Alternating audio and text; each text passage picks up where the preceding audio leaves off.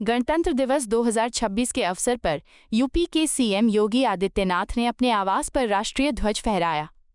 इस अवसर पर यूपी के सीएम योगी आदित्यनाथ ने कहा, देश के 77वें गणतंत्र दिवस के अवसर पर मैं सभी लोगों को बधाई देता हूं। आज के दिन 1950 में भारत का संविधान लागू हुआ था।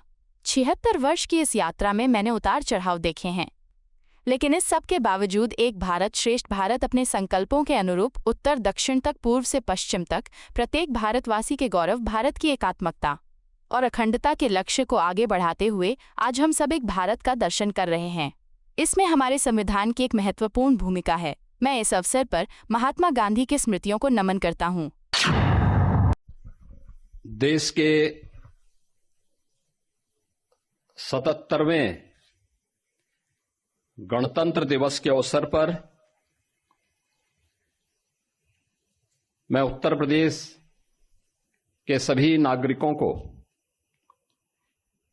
हृदय से बधाई देता हूं।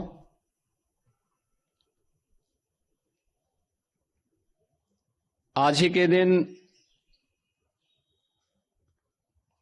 1950 में भारत का संविधान लागू हुआ था।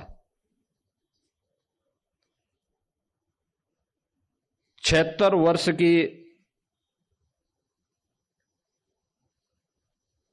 इस यात्रा में अनेक उतार चढ़ाव हमारे इस संविधान ने देखे हैं, लेकिन इस सब के बावजूद एक भारत श्रेष्ठ भारत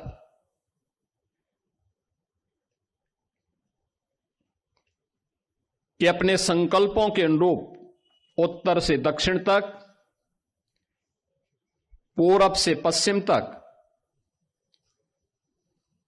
प्रत्येक भारतवासी के गौरव, भारत की एकात्मता और अखंडता के लक्ष्य को आगे बढ़ाते हुए आज हम सब एक नए भारत का दर्शन कर रहे हैं। इसमें हमारे संविधान की एक महत्वपूर्ण भूमिका है। मैं इस अवसर पर राष्ट्रपिता महात्मा गांधी, जिनके नेतृत्व में भारत के स्वाधीनता आंदोलन ने एक नई ऊंचाइयां प्राप्त की, उनकी स्मृतियों को नमन करता हूं।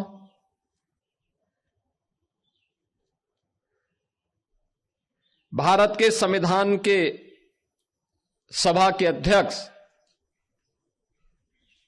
गणतंत्र भारत के प्रथम राष्ट्रपति डॉक्टर राजेंद्र प्रसाद जी, भारत के संविधान के शिल्पी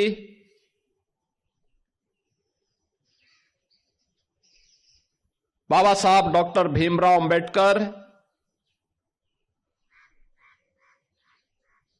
वर्तमान भारत के शिल्पकार लौह पुरुष सरदार वल्लभ भाई पटेल, क्रांतिकारियों के सिरमौर नेताजी सुभाष चंद्र बोस समेत भारत माता के उन महान सपूतों को, जिन्होंने देश की आजादी के लिए अपना सर्वस्व न्यौछावर किया, इस आंदोलन में बढ़ चढ़ करके भाग लेकर के देश की आजादी को सुनिश्चित किया और स्वतंत्र भारत में देश की सुरक्षा के लिए, आंतरिक और बाह्य सुरक्षा के लिए अपने आप को बलिदान किया है।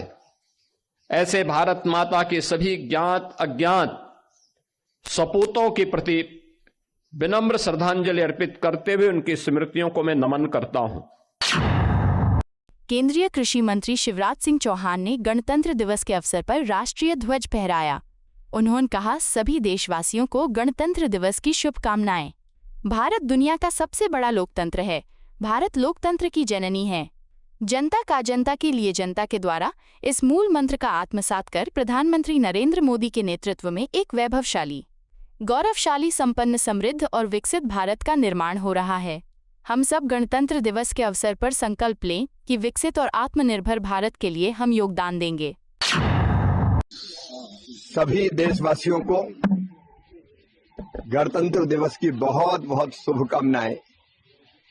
ये आजादी का अमृतकाल है और भारत दुनिया का सबसे बड़ा लोकतंत्र, भारत लोकतंत्र की जननी भी है। जनता का, जनता के लिए, जनता के द्वारा, इस मूल मंत्र को आत्मसात कर प्रधानमंत्री श्रीमान नरेंद्र मोदी जी के नेतृत्व में एक वैभवशाली, गौरवशाली, संपन्न, समृद्ध, शक्तिशाली, आत्मनिर्भर और विकसित भारत का निर्माण हो रहा है।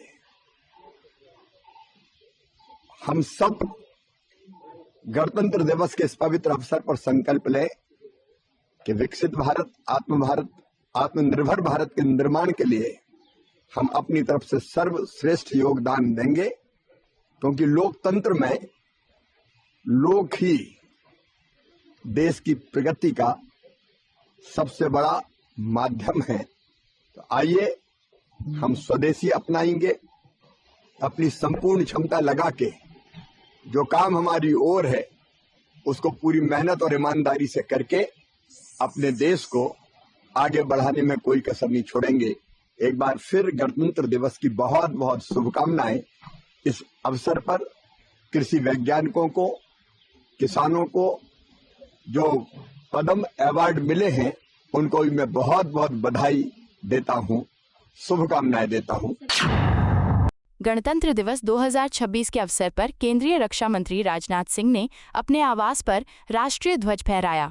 राजनाथ सिंह ने कहा, इस गणतंत्र दिवस के अवसर पर मैं समस्त देशवासियों को शुभकामनाएं देता हूं और मैं ये भी निवेदन करूंगा कि 2047 आते आते हमारा भारत एक विकसित भारत के रूप में खड़ा होगा।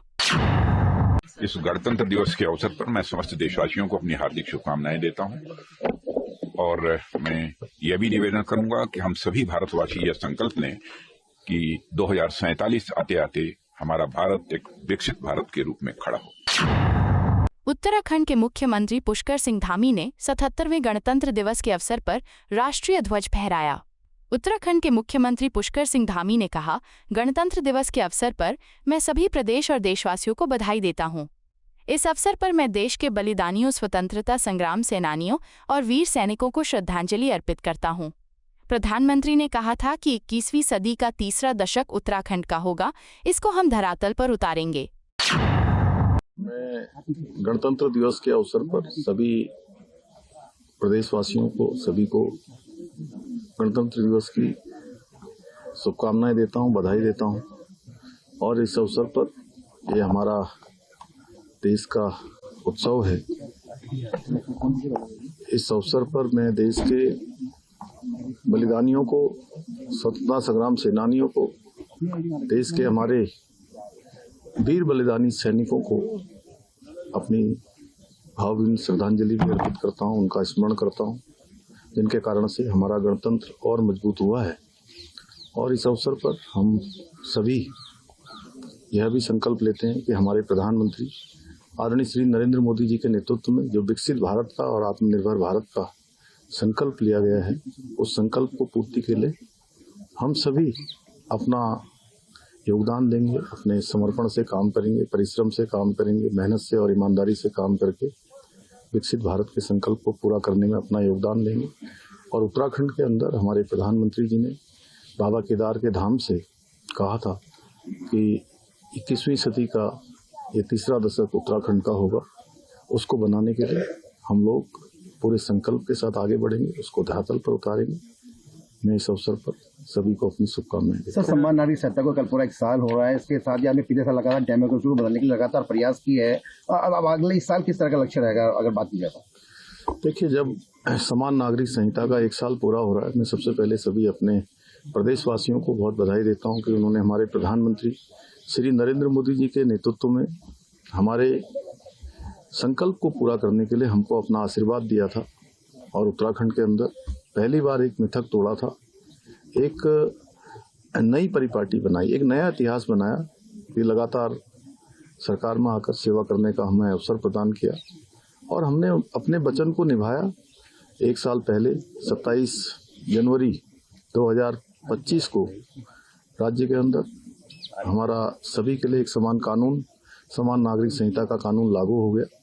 तमाम भ्रांतियां, तमाम प्रकार की अफवाहें, तमाम संदेह लोगों के बीच में पैदा करने का प्रयास उस समय हुआ था, लेकिन एक साल लागू होने के बाद सभी संदेह, सभी भ्रम दूर हुए हैं। ये चाहे वो महिला शक्ति के सशक्तिकरण का हो, उनकी सुरक्षा का हो, या हर एक को सुरक्षा देने का हो, उनके भविष्य का निर्धारण करना हो, बच्चों के लिए हो, सब प्रकार से समान नागरिक संहिता आज जन जन की संहिता बनती जा रही है। उत्तराखंड से निकली हुई ये संहिता, ये गंगोत्री आने वाले समय में पूरे देश को, अन्य राज्यों को भी लाभ देगी। गणतंत्र दिवस 2026 के अवसर पर राजस्थान के मुख्यमंत्री भजनलाल शर्मा ने अपने आवास पर राष्ट्रीय ध्वज फहराया। राजस्थान के मुख्यमंत्री भजनलाल शर्मा ने कहा, 77वें गणतंत्र दिवस की सभी प्रदेशवासियों को शुभकामनाएं। ये ऐसा पर्व है कि आज के दिन हमारा संविधान दुनिया का सबसे बड़ा संविधान है। मैं सभी प्रदेश और देशवासियों को बधाई देता हूँ। हम कह सकते हैं कि जिन्होंने अपने आप को आज़ादी की लड़ाई के लिए समर्पित किया और उन्होंने उसके बाद में ये संविधान आज लागू किया, मैं उन सभी को श्रद्धा सुमन अर्पित करता हूँ। सभी को गणतंत्र दिवस की बधाई देता हूँ। 77वें गणतंत्र दिवस की सभी प्रदेशवासियों को हार्दिक शुभकामनाएं, बधाई। ये ऐसा पर्व है कि आज के दिन जो हमारा संविधान है, दुनिया का सबसे बड़ा संविधान है। 26 जनवरी 1950 को ये हमारा संविधान लागू हुआ था। मैं सभी प्रदेशवासियों से, देशवासियों से अपील करता हूं कि दुनिया का सबसे बड़ा संविधान हमारे भारत का है और हम सभी उस संविधान से बंधे हुए हैं। मैं आप सभी को दुनिया के सबसे बड़े लोकतंत्र हमारा भारत है, हम कह सकते हैं कि हमारे उन सभी उनको जिन्होंने आज़ादी की लड़ाई के लिए अपने आप को समर्पित किया और उन्होंने उसके बाद में यह संविधान आज के दिन लागू किया, मैं उन सभी को भी श्रद्धा सुमन अर्पित करता हूं और आप सभी से मैं आज के इस गणतंत्र दिवस की शुभकामनाएं देता हूं। गणतंत्र दिवस 2026 के अवसर पर केंद्रीय मंत्री जितेंद्र सिंह ने राष्ट्रीय ध्वज फहराया। उन्होंने कहा, गणतंत्र दिवस पर सभी को हार्दिक शुभकामनाएं और संयोग से इस साल का गणतंत्र दिवस ऑपरेशन सिंदूर के बाद पहला है।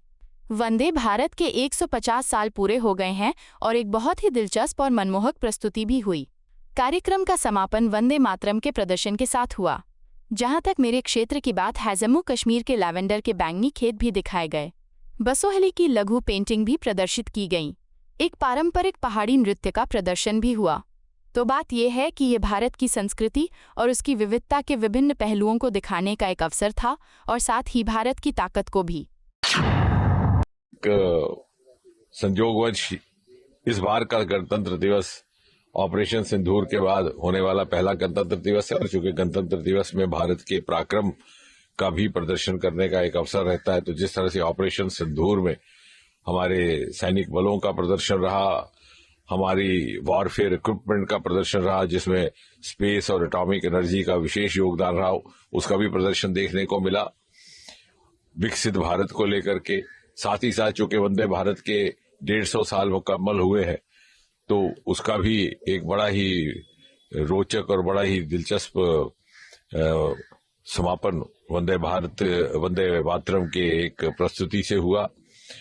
जहां तक मेरे क्षेत्र का ताल्लुक है, जम्मू कश्मीर के लेवेंडर के खेतों का पर्पल फील्ड्स का भी प्रदर्शन रहा, बसोली की मिनिएचर आर्ट की पेंटिंग्स का भी प्रदर्शन हुआ, एक पहाड़ी डांस होता है, नाच होता है, कुड। तो कहने का तात्पर्य ये कि जिस प्रकार से भारत की संस्कृति के भिन्न भिन्न पहलुओं को और उसकी डाइवर्सिटीज को प्रदर्शित करने का अवसर रहता है, वहीं साथ साथ भारत के पराक्रम को।